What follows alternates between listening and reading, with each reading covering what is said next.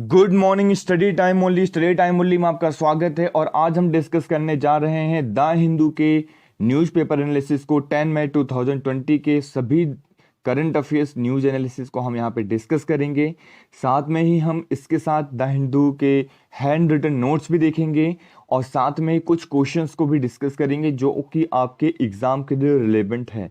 देखिए, पहली न्यूज यहाँ पे देख पा रहे होंगे, ICMR to test for community transmission in 75 district.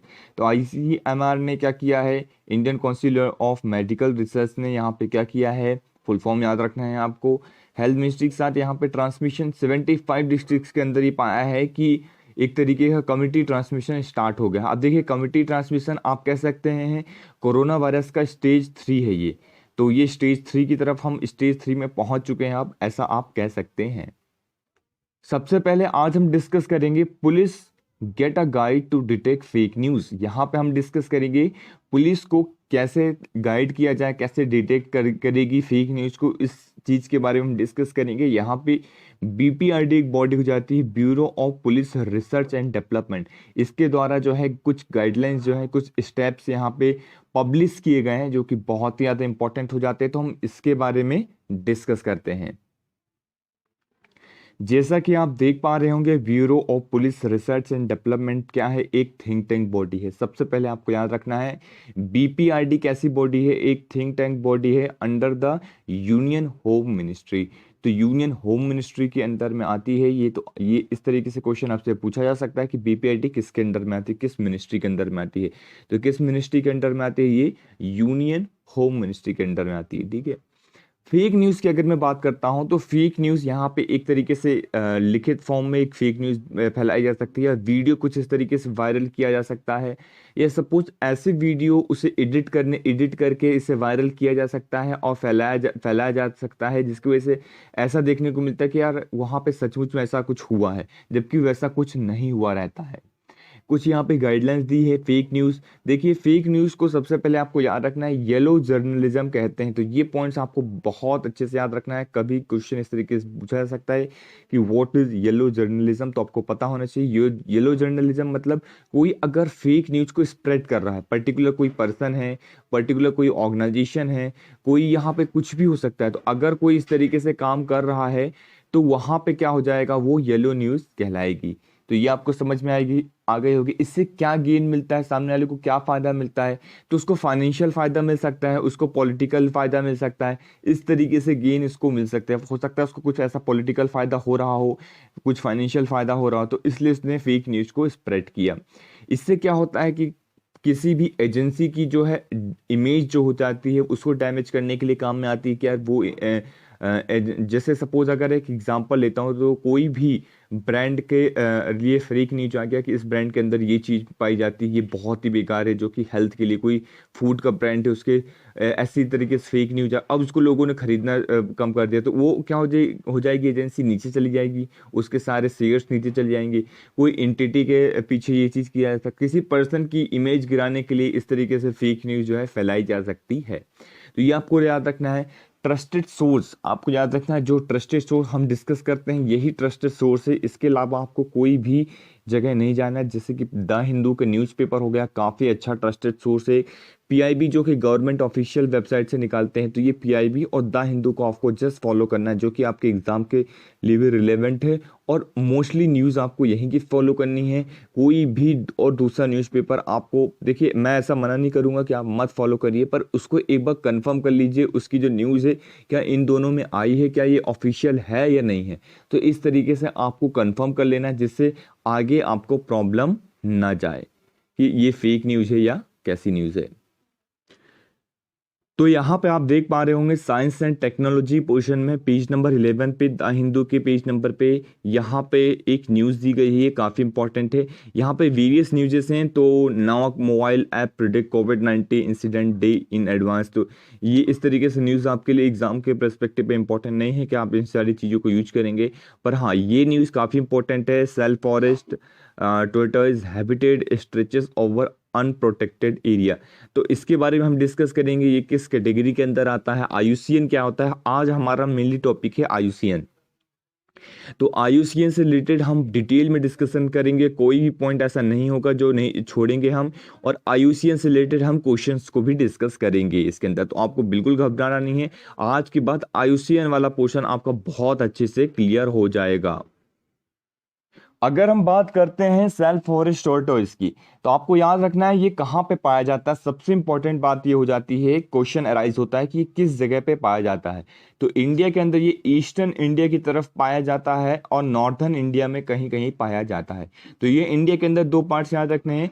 Second number पे साउथ ईस्ट एशिया के अंदर भी इसको पाया जाता है, तो ये देखने को मिलता है। तो ये आपको याद रखना है, ये जगह के नाम बहुत इंपॉर्टेंट हो जाता है। IUCN की हम बात करते हैं, तो IUCN की इसकी जो कैटेगरी है वो थ्रेटेंड कैटेगरी में है। लिस्ट के अंदर ये थ्रेटेंड कैटेगरी के अंदर है, ये थ्रेटेंड स्पीसीज है, आपको ये याद रखना है। रेड लिस्ट के अंदर ये आती है। अब रेड लिस्ट क्या होती है, IUCN क्या होता है, इसको हम डिस्कस करते हैं। IUCN एक इंटरनेशनल ऑर्गेनाइजेशन है, ये इंपॉर्टेंट पॉइंट्स आपको याद रखना है। ये किस एरिया में बात करती है, 1948 में इसका एस्टेब्लिशमेंट हुआ था, याद रखिएगा। मैं IUCN की बात करता हूं, ना कि रेड डेटा लिस्ट की बात कर रहा हूं। रेड डेटा लिस्ट की बात हम आगे करेंगे। IUCN का एस्टेब्लिशमेंट 1948 के अंदर हुआ था। जब ये एस्टेब्लिश हुआ था तो ये कैसा काम करता था, नेचुरल को कंजर्वेशन करने का काम करता था, कि किस तरीके से हम नेचर को कंजर्व कर सकते हैं। Sustainable use of natural resources, आप जो भी नेचुरल रिसोर्सेज का यूज कर रहे हैं उसका सस्टेनेबली यूज करें, इन द सेंस कि ऐसा आप उसको यूज करें कि वो फ्यूचर में एक्सटिंक्ट ना हो जाए, फ्यूचर में खत्म ना हो जाए, मतलब वो फ्यूचर में भी रहे, आने वाली जनरेशन भी उसको देख पाए और नेचुरल रिसोर्सेज का यूज कर पाए। ऐसे हमें नेचुरल अपने रिसोर्सेज का यूज करना है। इसका हेडक्वार्टर अगर मैं बात करता हूँ कहाँ है, तो ग्लैंड स्विट्जरलैंड में इसका हेडक्वार्टर है। तो ये याद रखना है, हेडक्वार्टर कभी कभी पूछ लिया जाता है जब जो भी इंपॉर्टेंट होती है। इसमें कौन कौन मेंबर बन सकता है, इंपॉर्टेंट बात याद रखनी है, कौन कौन इसके अंदर मेंबर्स आ सकते हैं। तो आपको याद रखना है, कोई भी गवर्नमेंट एजेंसीज इसका पार्ट्स बन सकती हैं, कोई भी इंटरनेशनल लेवल की कोई भी NGO इसका पार्ट बन सकती है, कोई भी इंडिजियस पीपल, अगर कोई भी इंडिजियस पीपल इसके अंदर पार्ट बनना चाहे तो वो पार्ट बन सकते हैं, कोई भी नेशनल NGO, किसी भी नेशनल लेवल का जो NGO है वो भी इसका पार्ट बन सकता है। तो इसके अंदर वैरायटी बहुत है, कोई भी इसका पार्ट बन सकते हैं, काफ़ी इंपॉर्टेंट हो जाता है। तो ये आपको याद रखना। अब हम बात करते हैं IUCN की रेड लिस्ट के बारे में, जो कि हमने अभी आपको समझाया था रेड लिस्ट के बारे में, कि रेड लिस्ट के अंदर क्या होता है, स्पीसीज के नाम मेंशन होता है। मैं इसको बात कर लेता हूँ, 1964-65 में इसका फाउंडेशन हुआ था। ये इंपॉर्टेंट 1964-65 के करीब हुआ था। तो ये आपको याद रखना है कब ये स्टैब्लिशमेंट हुआ था। हेडक्वार्टर इसका UK के अंदर है। ये क्या करता है, precise criteria to evaluate the extinction risk to thousand of species. Suppose कोई पर्टिकुलर स्पीसीज है, अगर मैं स्पीसीज A की बात करता हूँ, उसकी जनसंख्या, उसकी पॉपुलेशन बहुत कम हो रही है ड्यू टू पोचिंग और due to habitat loss. Poaching की वजह से या उसे जो है और उसका ट्रांसमिशन हो रहा है एक जगह से दूसरी जगह पे इलीगल तरीके से, उसे मारा जा रहा है, उसे उसका हैबिटेट लॉस हो रहा है। हैबिटेट लॉस किस वजह से होता है, मेनली पॉल्यूशन की वजह से होता है। और अगर आप डिफॉरेस्टेशन कर रहे हैं, ये बहुत सारे इसके अंदर क्राइटेरिया आते हैं, तो उसकी वजह से उसकी पॉपुलेशन कम हो रही है। हो सकता है आने वाले टाइम में वो खत्म हो जाए। बहुत सारी ऐसे स्पीसीज जो अभी देखने को नहीं मिलते, एक्सटिंक्ट हो चुका है बिल्कुल। तो ऐसे क्या करती है, IUCN रेड लिस्ट के अंदर बहुत सारे 9 कैटेगरीज हैं टोटल, जिसमें से कुछ कैटेगरीज के नाम यहाँ पे मैंने रखे हैं। जैसे एक्सटिंक्ट हो गया, एक्सटिंक्ट के अंदर एक आता एक्सटिंक्ट, टोटली एक्सटिंक्ट हो गया। एक्सटिंक्ट इन वाइल्ड, वाइल्ड के अंदर अगर एक्सटिंक्ट हो चुका है तो यहाँ पे एक्सटिंक्ट कैटेगरी मतलब विलुप्त हो चुका है। तो इस तरीके से रखा जाता है जिससे हम उसकी प्रोटेक्शन कर पाए। अगर कोई थ्रेटेंड कैटेगरी के अंदर है, मतलब उसकी जान को खतरा है, अब वो ऐसा हो सकता है कि वो स्पीसीज हमारी पृथ्वी से, दुनिया से खत्म हो सकता है, विलुप्त हो सकता है। तो एक है क्रिटिकली इंडेंजर्ड स्पीसीज इसके अंदर आ जाता है। अब क्रिटिकली इंडेंजर्ड स्पीसीज वो होती है जिनकी जनसंख्या बहुत कम हो जाती है, अब ऐसा रहता है कि अब ये बस खत्म होने वाली है, तो इसे प्रोटेक्शन, बहुत हाई लेवल की प्रोटेक्शन दी जाती है। अगर इसकी कोई पोचिंग करता है, कोई इसे मारता है, तो उसके ऊपर बहुत बड़ा जुर्माना भी किया गया है। हमारे इंडिया के अंदर इसी के अंदर वाइल्ड लाइफ प्रोटेक्शन एक्ट 1972 के अंदर इनको प्रोटेक्शन दिया जाता है, अलग अलग लॉ बनाए गए हैं हर एक कंट्री के अंदर। हम अपनी कंट्री का देखेंगे तो हमारी कंट्री के अंदर क्या है, वाइल्ड लाइफ प्रोटेक्शन एक्ट 1972 के अंदर हमने शेड्यूल में डिवाइड करके रखे हैं, शेड्यूल 1, शेड्यूल 2, शेड्यूल 3, इस तरीके से। तो शेड्यूल 1 एंड 2 के अंदर बहुत सारे इंपॉर्टेंट ऐसे स्पीसीज हैं जिनके आप अगर पोचिंग करेंगे, उन्हें मारेंगे, हत्या करेंगे तो आपको बहुत बड़ी सज़ा देखने को मिल सकती है। तो ये चीज़ आपको यहाँ पे याद रखनी है। इसके अंदर एक कैटेगरी आती है इंडेंजर्ड कैटेगरीज, फिर आती है वल्नरेबल कैटेगरीज। तो सबसे खतरनाक तो ये होता है एक्सटिंक्ट, मतलब बिल्कुल विलुप्त हो गया। इसके बाद आपको क्रिटिकली इंडेंजर्ड, विलुप्त होने की कैटेगरी में है, फिर इससे कम थोड़ा इंडेंजर्ड, फिर इससे कम वल्नरेबल, लोअर रिस्क, जैसा ऐसे स्पीसीज जिनके ऊपर कोई रिस्क नहीं है, मतलब ज़्यादा रिस्क नहीं है, वो नियर थ्रेटेंड की कैटेगरी में आते हैं कि बस थ्रेटेंड में पहुंचने वाले हैं वो इस कैटेगरी के अंदर, तो वो नियर थ्रेटेंड आ गया। और एक होता है लीस्ट कंसर्न, जिसका कोई कंसर्न नहीं जाहिर किया जाता है, वो लीस्ट कंसर्न की कैटेगरी में आते हैं। कुछ अदर कैटेगरीज भी होती हैं, अदर कैटेगरीज आप लोग नोट डाउन कर सकते हैं मेरे साथ। तो एक ऐसी कैटेगरीज होती है जिसका डेटा जो है नहीं रहता, डेटा इनसफिशिएंट कहते हैं, या फिर जिसके मतलब एक तरीके से कोई भी खोजबीन नहीं की जाती है, जिसके ऊपर कोई भी सर्वे नहीं किया जाता है, तो एक वो स्पीसीज होती है। तो ये दोनों स्पीसीज का नाम आपको यहाँ पे याद रखना है। इसके अंदर प्लांट्स के का भी किया जाता है, एनिमल्स का भी किया जाता है, और फंजाई का भी किया जाता है। तो ये आपको यहाँ पे याद रखना है। तो आगे हम इसके ऊपर क्वेश्चंस भी डिस्कस करेंगे। बिफोर दैट हम नेक्स्ट आर्टिकल को अपने डिस्कस कर लेते हैं। So the next article which we are going to discuss is in page number 12 and that is funds and the PM। यहाँ पे बात की जा रही है फंड्स के बारे में, डिफ्रेंशिएट किया जा रहा है PM cares fund from the PM national relief fund के बारे में। तो PM नेशनल रिलीफ फंड्स के बारे में यहाँ पे इनसे डिस्कस किया जा रहा है, कैसे CSR की रिस्पॉन्सिबिलिटी बढ़ जाती है। हम CSR के बारे में भी डिटेल में डिस्कस करेंगे। Prime minister national relief fund क्या होता है, इसके अंदर कौन कौन सी चीज़ें आती है, इसे कब सेटअप किया गया था। और एक होता है चीफ मिनिस्टर रिलीफ फंड होता है, तो उसके क्या ऑब्जेक्टिव वगैरह हैं, क्या उस पर पैसा देना क्या होगा, कुछ ऐसा अलग से निकल के आया है जो कंट्रोवर्शियल है, तो उसके बारे में हम यहाँ पे बात करेंगे और डिटेल में इस आर्टिकल को देखेंगे। तो जैसा कि आप सभी लोग देख पा रहे होंगे, PM cares versus PM national relief fund की बात कर रहे हैं हम। एक तरीके का अगर मैं सबसे पहले PM केयर्स की बात करता हूं, तो मैं कई बार वैसे इसके बारे में डिस्कस कर चुका हूं। चलिए एक बार फिर से रिवीजन कर लेते हैं। जिन लोगों ने पढ़ लिया उनका रिवीजन हो जाएगा और जो लोग नए हैं उनका डिस्कशन हो जाएगा। तो आपको याद रखना है, एक ये पब्लिक चैरिटेबल ट्रस्ट है, बहुत इंपॉर्टेंट हो जाता है। इसके जो चेयरमैन होते हैं वो हमारे प्राइम मिनिस्टर्स के चेयरमैन होते हैं। इसके अंदर 3 मेंबर्स होते हैं, 3 मिनिस्टर्स के फॉर्म में, जो कि defence minister, finance minister and the home minister, the most important ministry. तो ये तीनों मिनिस्ट्री के मिनिस्टर्स इसके अंदर आते हैं। यूनियन के डिफेंस मिनिस्टर, फाइनेंस मिनिस्टर और होम मिनिस्टर्स के मेंबर रहते हैं। चेयरमैन PM रहते हैं। ये क्वेश्चन आपसे पूछा जा सकता है, आपको याद रखना है। इसके अंदर कोई भी इसमें अगर पैसा जमा करता है तो उसको इसके अंदर क्या किया जाता है, इनकम टैक्स की छूट दी जाती है। तो ये आपको यहाँ पे याद रखना है। डोनेशन अगर मैं बात करता हूँ कहाँ कहाँ से यहाँ पे डोनेशन आ सकते हैं, तो बहुत ही इंपॉर्टेंट हो जाता है। इंडिविजुअल कोई भी डोनेशन दे सकता है, कोई भी ऑर्गेनाइजेशन इसके अंदर डोनेशन दे सकती है। इंडियन यहाँ पे डोनेशन कर सकते हैं और फॉरेनर की कोई भी ऑर्गेनाइजेशन इसके अंदर डोनेशन कर सकती है, इंडिविजुअल डोनेशन कर सकते हैं। बट यहाँ पे आपको याद रखना है, कोई भी फॉरेन गवर्नमेंट इसके अंदर डोनेशन नहीं कर सकती है। याद रखना है, कौन नहीं कर सकता, वो बहुत इंपॉर्टेंट हो जाता है। तो फॉरेन गवर्नमेंट कोई भी इसके अंदर नहीं कर सकती है, और कोई भी फॉरेन से कॉरपोरेट तो इसके अंदर नहीं कर सकते। तो ये दोनों नहीं कर सकते हैं। आपको ये चीज याद रखना है कि कौन कौन इसके अंदर डोनेशन नहीं कर सकता, क्योंकि जो कर सकते हैं वो तो जनरली सबको मालूम होता है, लेकिन जो नहीं कर सकते हैं वो वहाँ पे लोग कंफ्यूज हो जाते हैं, और क्वेश्चन जो है प्रीलिम्स में इसी तरीके से घुमा के पूछ लिया जाता है और बच्चे परेशान हो जाते हैं और क्वेश्चन को सॉल्व नहीं कर पाते हैं। आगे हम देखते हैं, ये CSR के दायरे में आता है। CSR that is corporate social responsibility. अब क्या होता है कॉर्पोरेट सोशल रिस्पॉन्सिबिलिटी, वो भी हम आगे देखने वाले हैं।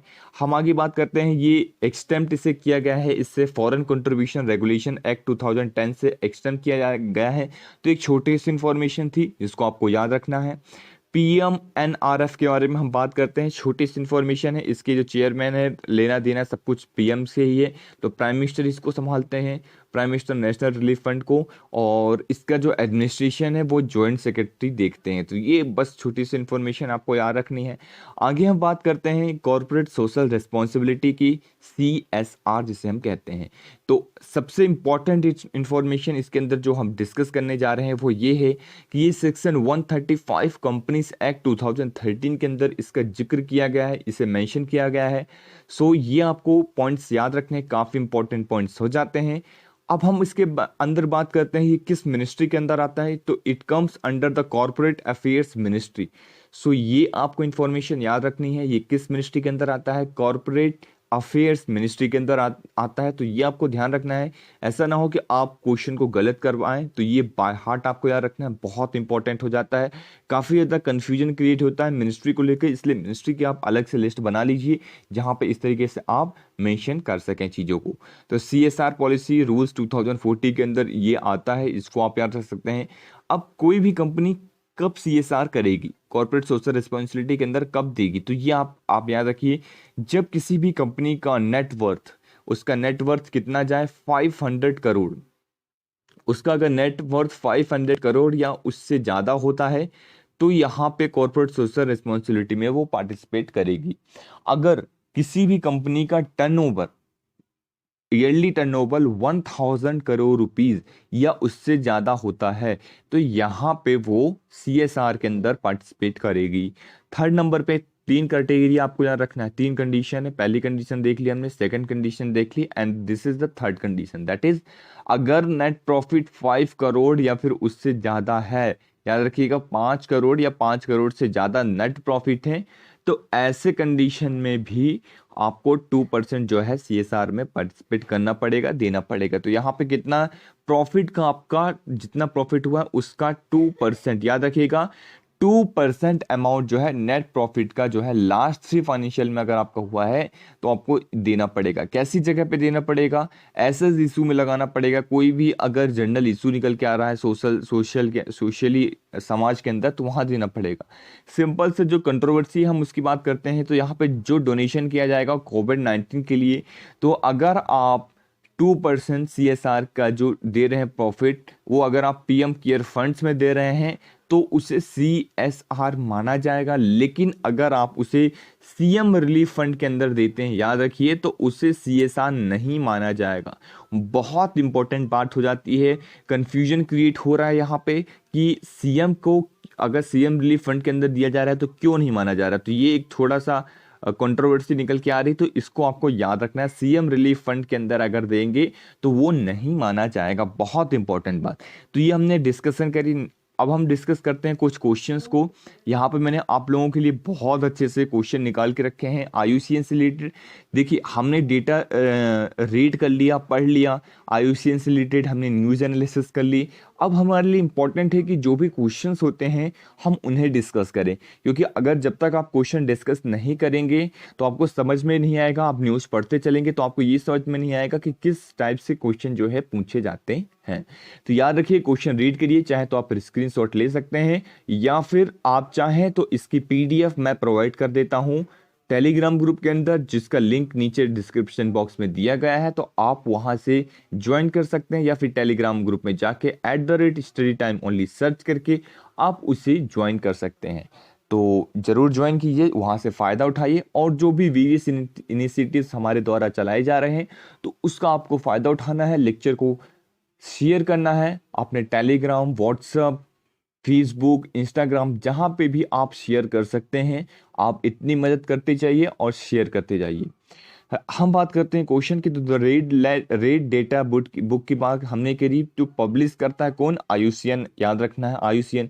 Contain list of which of the following, यहाँ पर किस चीज़ की लिस्ट को ये कंटेन करता है। IUCN की रेड डेटा लिस्ट के अंदर कौन कौन सी स्पीसीज रहते हैं, क्या इसके अंदर एंडेमिक प्लांट्स रहते हैं, एनिमल्स रहते हैं, animals species present in biodiversity hotspot, जो बायोडाइवर्सिटी हॉटस्पॉट के अंदर प्रेजेंट रहते हैं एनिमल्स और एंडेमिक प्लांट्स, क्या वो इसके अंदर मेंशन रहते हैं। तो हमने तो ऐसी कोई बात की ही नहीं। Threatened plants and species and animals की बात कर रहे हैं हम, यस ये रहता है, तो इसको हम मेंशन कर लेते हैं। Protected sites for conservation of natural and natural resources, protected sites की बात तो यहाँ पे की नहीं आ रही, तो थर्ड भी नहीं होगा और और फर्स्ट भी नहीं होगा। तो ये आपको याद रखना है। करेक्ट आंसर देखते हैं हम बी, दैट इज सेकंड। तो ये हमने देख लिया, यहाँ पे बी हमारा आंसर सही है सेकंड नंबर पे। तो ये आपको याद रखना है। आप चाहें तो इसको पॉज करके फिर आंसर दे सकते हैं। नेक्स्ट हम इसका कुछ एक्सप्लेनेशन देखते हैं। यहाँ पे बहुत अच्छे से एक्सप्लेनेशन दिया गया है जो कि आपके बहुत ज़्यादा हेल्पफुल होगा। कि रेड डेटा बुक जो है पब्लिश करता है IUCN, consist of list of animals. देखिए याद रखना बहुत इंपॉर्टेंट हो जाता है। इसके अंदर रेड डेटा बुक के अंदर कौन कौन आता है, एनिमल्स आते हैं, प्लांट्स आते हैं एंड फंजाई आते हैं। तो ये आपको याद रखना है कौन कौन से आते हैं। 3 इसके अंदर जो है पब्लिश किया जाता है, animal, plants and fungi. Classified into 9 category. Total इसके अंदर 9 कैटेगरी से मैंने आपको पहले ही बताया था। बेस्ड ऑन थ्रेट परसेप्शन, उनका थ्रेटिंग परसेप्शन कितना है उसके बेसिस में 9 कैटेगरीज के अंदर इसको डिवाइड किया जाता है। हम बात करते हैं IUCN red list threaten species का फाउंड हुआ था 1965 के अंदर। Is the most comprehensive inventory of the global conservation status of the biological species. एक ग्लोबल वे में यहाँ पे ये काम करता है। ऐसा नहीं है कि सिर्फ इंडिया के अंदर काम करता है, वर्ल्ड लेवल पे, ग्लोबल लेवल पे जो भी बायोलॉजिकल स्पीसीज होती हैं उनके कंजर्वेशन स्टेटस को देखता है कि उसे आप कितना कंजर्व करिए, किस लेवल पे कंजर्व करिए, ये सारी चीजें ये बताता है। सर्टेन क्राइटेरिया इवैल्यूएट करता है, रिस्क एक्सटेंशन कितना उसके ऊपर रिस्क है, कोई भी पर्टिकुलर स्पीसीज है और या फिर कोई भी आप कह सकते हैं प्लांट्स वगैरह है जिसके ऊपर काफी ज्यादा रिस्क है कि वो एक्सटिंक्ट हो सकता है, विलुप्त हो सकता है, तो उसके ऊपर ये काम करता है। ऐसे वेरियस स्पीसीज और sub species, plants, animal and fungi हैं। इसका जो पर्पस है हम पर्पस देख लेते हैं जो कि बहुत इंपॉर्टेंट हो जाता है। To provide scientifically based information. यहाँ पे ये साइंटिफिक सर्वे करता है और साइंटिफिकली बेस्ड इंफॉर्मेशन प्रोवाइड करता है और स्टेटस प्रोवाइड करवाता है स्पीसीज का और sub species at the global level. तो ये इंपॉर्टेंट हो जाता है जो कि आपको याद रखना है। ये एक्स्ट्रा इन्फॉर्मेशन जो मैं डिस्कस करता हूँ बहुत इंपॉर्टेंट हो रही है आपके एग्जाम के लिए। To draw the attention of magnitude and importance of threatened biodiversity. जो भी बायोडाइवर्सिटी थ्रेटेंड है वो उसको भी मैग्नीट्यूड करता है और टेंशन वहाँ पे ड्रॉ करता है कि ये जो है रिस्क में, आप इसको प्रोटेक्ट करिए। तो ये इंपॉर्टेंट हो जाता है। इसके बाद मुझे नहीं लगता कि आपसे कोई भी IUCN से रिलेटेड कोई भी क्वेश्चन छूटेगा स्टैटिक पोर्शन का। अगर करंट अफेयर्स के जो भी क्वेश्चन जो है कभी कभी इस तरीके से पूछे जाते हैं कि कौन सा स्पीसीज जो है किस कैटेगरी के अंदर आता है, तो वो आपको याद करना पड़ेगा। मैं एक बार उसके लिए अलग से लेक्चर भी लेके आ जाऊंगा कि कौन कौन सी स्पीसीज किस किस कैटेगरी के अंदर है। To influence the national and international policy को भी इन्फ्लुएंस करता है। तो ये काफ़ी ज़्यादा इंपॉर्टेंट हो जाता है कि ये क्या करता है, इन्फ्लुएंस करता है। जैसे कि जिस लेवल पे, तो वो पॉलिसी वहाँ पे बनाई जाएगी। जैसे हमारे इंडिया के अंदर क्या बनाई गई, वाइल्ड लाइफ प्रोटेक्शन एक्ट 1972। तो इस एक्ट के अंदर हम स्पीसीज को प्रोटेक्शन देता है। तो ये कि इसने क्या किया, एक तरीके से हमारी पॉलिसी डिसीजन मेकिंग को क्या किया, इम्पैक्ट किया। तो ये आपको याद रखना है। To provide the information guide action to conserve the biological diversity. तो ये सारी चीज़ें इसके अंदर मेंशन है और ये आप चाहे तो एक बार और रीड कर सकते हैं। नेक्स्ट क्वेश्चन की ओर मूव करते हैं जो हमारा नेक्स्ट क्वेश्चन है और बहुत ही ज़्यादा इंपॉर्टेंट क्वेश्चन है। The red list of the species threaten species bye IUCN includes. ये आपको बताना है। आप चाहें तो इसको एक बार पॉज कर लीजिए, इसके बाद इसका आंसर दे सकते हैं कि रेड लिस्ट थ्रेटेड स्पीसीज के अंदर IUCN की कौन कौन सी चीज़ें इंक्लूड है। क्या इसके अंदर सिर्फ एनिमल इंक्लूड्स हैं, क्या इसके अंदर प्लांट्स और एनिमल दोनों इंक्लूड है, या फिर इसके अंदर प्लांट्स, एनिमल एंड फंजाई तीनों इंक्लूड है, या फिर प्लांट्स, एनिमल, फंजाई और बैक्टीरिया। तो आपको बताना है कौन कौन से इंक्लूड्स हैं। अभी हमने एक्सप्लेनेशन पार्ट के अंदर डिटेल में डिस्कशन किया है। तो पॉज करिए और इसको आंसर नीचे कमेंट सेक्शन में आप तुरंत अभी लिखिए, और जिससे कि आपको पता चले कि आप कितने क्वेश्चन सही किए हैं और कितने गलत किए हैं। आपको अपने हिसाब से आपकी मार्किंग देनी है जिससे आपको पता चल सके आपका लेवल क्या है। तो यहाँ पे याद रखिएगा प्लांट्स, एनिमल एंड फंजाई है, तो ये आपको याद रखना है। इसका एक्सप्लेनेशन हम देख लेते हैं फटाक से। तो red list threatened species IUCN के अंदर ये मेंशन है। प्लांट्स, एनिमल एंड फंजाई के बारे में यहाँ पे डिस्कस किया जा रहा है। 96,500 से भी ज़्यादा स्पीसीज इसके अंदर मेंशन है रेड लिस्ट के अंदर। तो ये आपको याद रखना है और जो कि स्टिल इंक्रीज हो रहे हैं डे टू डे। अगर हम बात करते हैं तो एनिमल, फंजाई और प्लांट के एक्सपीरियंस जो है यहाँ पे इंक्रीज हो रही है कंटिन्यूसली। तो ये आपको याद रखना है। नेक्स्ट क्वेश्चन की ओर मूव करते हैं। जो हमारा नेक्स्ट क्वेश्चन है वो इस प्रकार है कि विथ रिस्पेक्ट टू IUCN के रिस्पेक्ट में कंसिडर द फॉलोइंग स्टेटमेंट। तो आपको IUCN के रिस्पेक्ट में यहाँ पे बताना है, क्या it has a permanent membership at the UN general assembly, क्या इसे UN जनरल असेंबली में परमानेंट मेंबरशिप मिल गई है। पॉज करिए, क्वेश्चन का आंसर दीजिए। अगर आप आंसर दे पा रहे हैं इसका मतलब आपका लेवल काफ़ी अच्छा है, और नहीं दे पा रहे हैं तो फिर कुछ ना कुछ आपको यहाँ पे नया सीखने को मिल रहा है। और क्वेश्चन का आंसर दीजिए, नीचे कमेंट सेक्शन में जरूर बताइए कि आपने कितने क्वेश्चन का आंसर सही दिया है, तो ये आपको बताना है। और चाहे तो आप कमेंट सेक्शन में ये भी कमेंट कर सकते हैं कि इसका आंसर क्या है। इसके बाद पॉज कर लीजिए, आंसर कमेंट करिए, फिर आप देखिए। तो यहाँ आपको बताना है कि आप देख पा रहे होंगे, क्या ये परमानेंट मेंबरशिप इसको दिया गया है। ध्यान सुनिएगा, क्या परमानेंट मेंबरशिप की बात कर रहा हूं मैं, दिया गया है IUN जनरल असेंबली के अंदर, या फिर convention of biological diversity CBD and the world heritage have been produce in IUCN congress. तो क्या ये चीज दी गई है, it has composed only government entity, क्या इसके अंदर सिर्फ और सिर्फ गवर्नमेंट एंटिटी आते हैं। तो हमने डिस्कस किया डिटेल में कि क्या इसके अंदर सिर्फ गवर्नमेंट आते हैं, नहीं, हमने देखा बहुत सारे इसके अंदर आते हैं। तो वो चीज आपको ध्यान में रखना है। तो अब हम देखते हैं इसके अंदर कौन सा सही है। तो हमारा C ऑप्शन सही, that is the only second, that is convention on biological diversity CBD and the World Heritage Convention WHC has been produced by IUCN congress. तो IUCN कांग्रेस के द्वारा प्रोड्यूस किया गया। तो एक्सप्लेनेशन पार्ट में चलते हैं और डिटेल में एक्सप्लेनेशन यहाँ पे दिया गया है। तो यहाँ पे देखते हैं कि यहाँ पे बताया गया कि IUCN जो है, IUCN is not a member of member, तो ये UN का मेंबर नहीं है, याद रखना। लेकिन उसका परमानेंट क्या है, ऑब्जर्वर स्टेटस इससे प्राप्त है। IUCN को परमानेंट ऑब्जर्वर स्टेटस प्राप्त है, ना कि परमानेंट मेंबरशिप। तो याद रखना है आपको, ये बहुत ही कंफ्यूजन क्रिएट करता है, तो इसको बहुत अच्छे से याद रखना है। UN जनरल असेंबली के अंदर इसको परमानेंट ऑब्जर्वर स्टेटस प्राप्त है। ऑब्जर्वर जो है आर द यूजली जो होते हैं इंटर गवर्नमेंटल होते हैं, ऑर्गेनाइजेशन होती है, इंटरनेशनल ऑर्गेनाइजेशन होती है, या फिर इंटिटी जिसका स्टेटहुड और सॉवरेनिटी जो है प्रिस्क्राइब नहीं रहता, डिफाइन नहीं रहता। तो ये आपको याद रखना है। IUCN यहाँ पे बताया जा रहा है कि प्ले करते हैं रोल, तो इसको आपको ध्यान रखना है। IUCN played a pivotal role in the creation and development of the major environmental convention and international agreement। यहाँ पे वेरियस इंटरनेशनल एग्रीमेंट में ये काम कर रहे हैं, जैसे कि वर्ल्ड हेरिटेज कन्वेंशन हो गया WHC, रामसर कन्वेंशन हो गया, कन्वेंशन और international trade and endangered species sites के अंदर हो गया। तो ये आपको यहाँ पे ध्यान रखना है। And convention on biological diversity, और कन्वेंशन ऑफ बायोलॉजिकल डाइवर्सिटी के अंदर ये भी इंकरेज करता है state and header these agreement से रिलेटेड।